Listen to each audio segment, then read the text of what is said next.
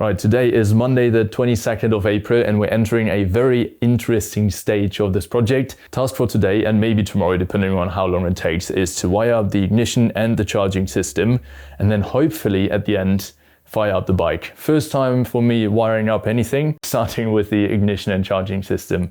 But let's see how it goes. It's already quite a while ago since I've installed everything on the bike. I fabricated a custom bracket for all of the parts that sit up here. If you want to watch that video, I'm going to link it right up there. And the alternator sits down here in the front engine compartment. So what I want to do now is to shorten some of the wires of the VAPE system, because this one, for example, is super long. And while I do that, I can also exchange the plugs for the more high quality Deutsch pin connectors that I got from JR Ready. For these connections, I'm going to use the DT series connectors. And this kit is amazing because you get everything that you need to assemble these plugs, including the high quality crimp pliers. I'm carefully removing the shielding of this bundle of long wires.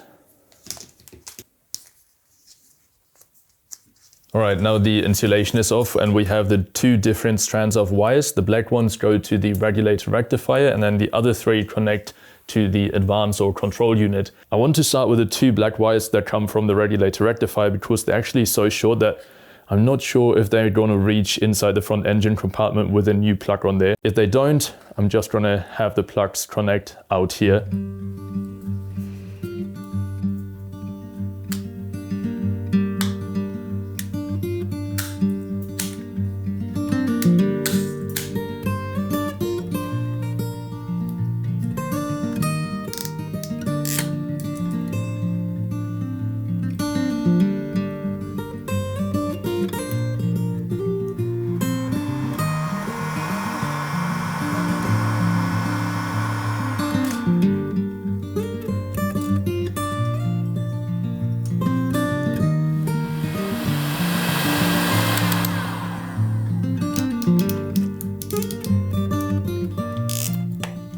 I'm happy that I'm doing all of this now before everything is powder coated, because it's actually quite difficult in these tight spaces. Now we're using the 3-pin connector right here.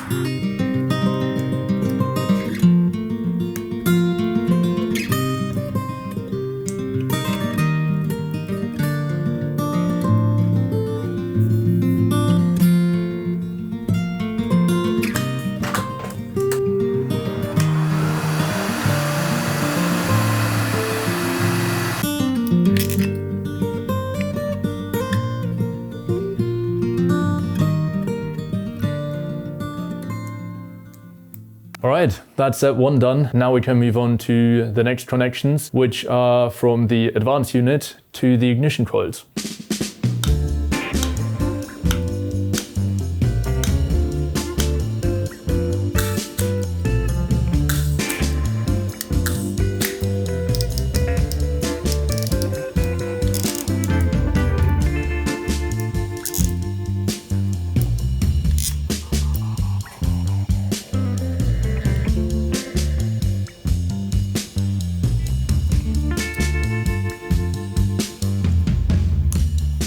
That is the next one done. Now we have two more wires coming out of the regulator rectifier. The brown one is ground, the red one is the one that recharges the batteries.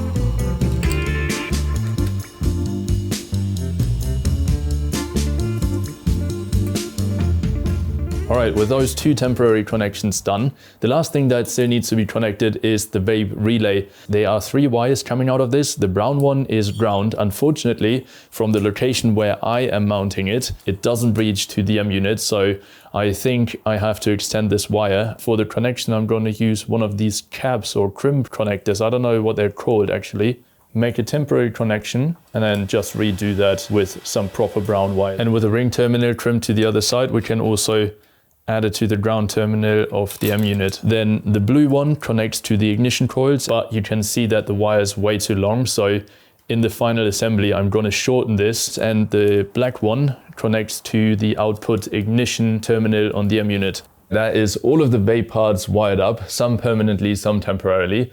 I do really like the permanent connections, and for the other ones, we still need to figure out how to route everything.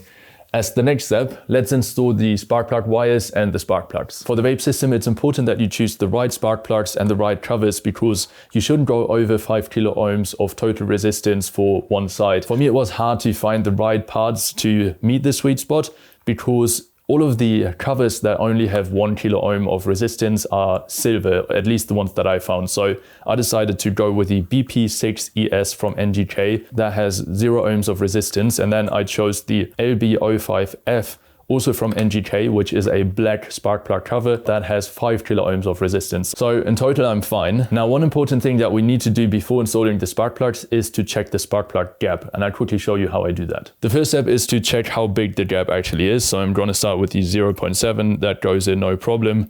And then I move up the next ones, 0.75 also, 0.8 also, 0.85 also goes in.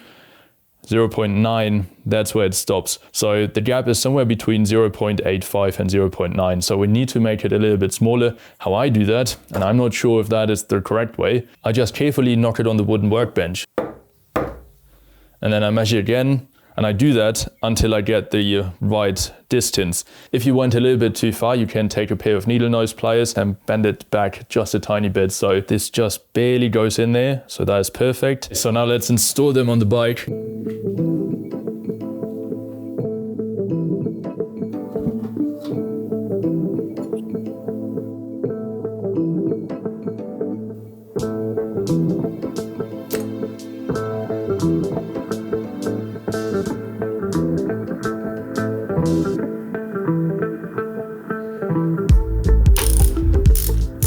Now, when I install the new one, I'm not going to add anti-seize to the thread, because for one, most modern spark plugs are already covered at the thread to prevent seizing. But also, if you add anti-seize, you reduce the amount of torque that is needed to actually tighten the bolt. So if you then apply the torque that is specified in the manual, you over-torque the thread.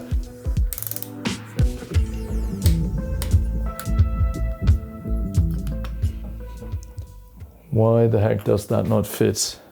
The top of the spark plug is too big for the cap's inlets. That is very disappointing.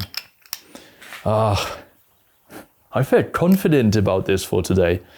Okay, all not too bad. I had a quick Google search. First result, you can actually unscrew this little adapter piece at the top, and then you have the same ending like on the original one. So fortunately. All right, there we go. Nice. Spark plugs installed. Now it's onto the battery, but I'm missing quite a few things to make final connections. So it's just gonna be temporary. For the battery cables, I'm using 16 square millimeter welding wire. This is much more flexible. Look at how flexible this is than the other 16 square millimeter wire that I initially bought. Look at how stiff this is.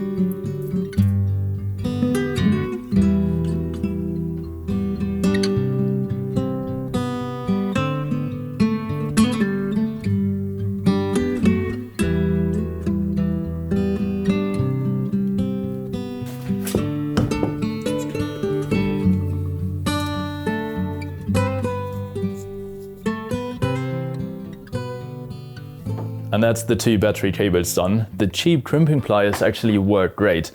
Let me quickly check if I can pull this off. Nothing. That's on there. So now before I hook up the battery cables, we still need to make a few connections to the M unit. I'm actually missing a few critical connections or connectors for wiring up the M unit.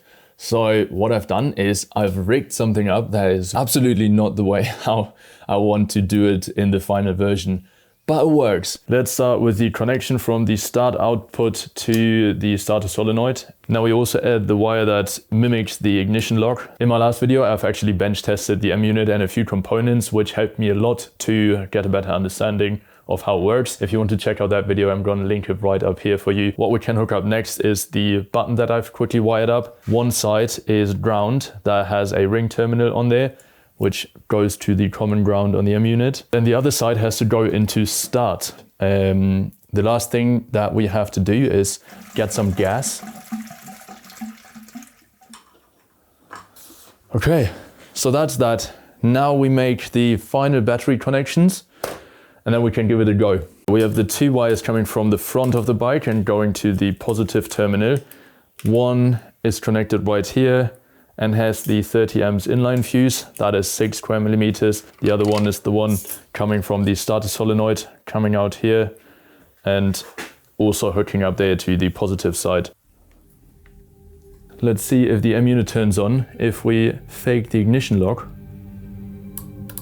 Nice, okay, I did check that it's a neutral. So, oh my God.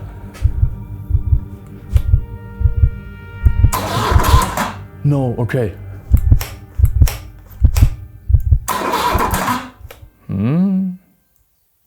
Nothing happens. Now we enter territory that I have no clue about. I've got no idea how I can diagnose something like this. Shit. All right, step by step.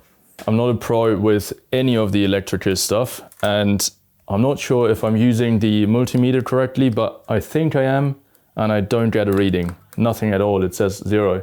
It might already be the battery that's fried. I don't understand. All right, so my reading is correct. The Ultrabat is at 0.00. The other battery from my KTM is at like 13, 12.8 or something like that. So that is fine. I can't think of anything that might have happened there. Probably a lot of things that can go wrong with something like this, but first of all, thank you for all the help over on Instagram. That was very helpful. So the first thing that I checked was the connection between my positive lead and my ground lead, so that I know that I don't have like a short already in the circuit. I've checked the fuse. It's not the battery cable, so I think I've checked most things. I went around and checked all of these plugs and just to see if I could have a short somewhere, but it doesn't seem like it. I'm not sure if it's smart to just retry it because I don't want to damage anything. I also don't know what else I could test. So what I'm going to do now, I'm going to use my KTM battery. Okay, M unit works. So until here, we're good. Okay, let's see.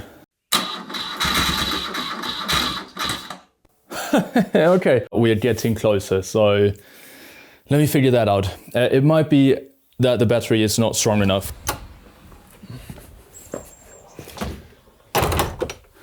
All right, I've organized a bigger battery from Andy, so let's see if we can get the bike started with that one.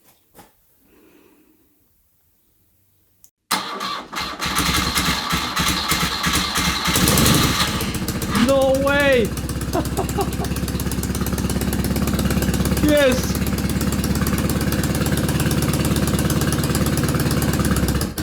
Ah, too early.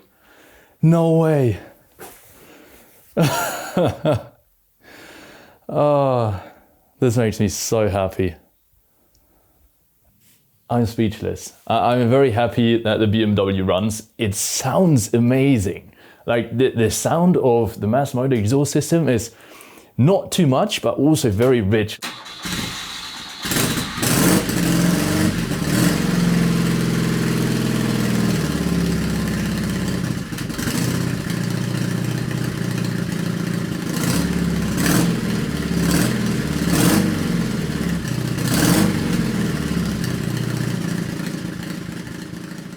I'm just happy that it fired right up, so that I know basically everything works. I need to dial in the carbs and do all that stuff after I've cleaned everything, rebuilt everything, so that would be in the future. And one of the next videos, I'm going to show you how I properly wire up the M unit, and then we go from there. And if you want to check out any of the parts that I use on this build, the build sheet is linked down below in the description. As always, thank you very much for watching, and thank you so much for everyone who helped over on Instagram. I really, really appreciate that. That helped me out so much and just gave me the confidence to progress and, yeah, figure this out.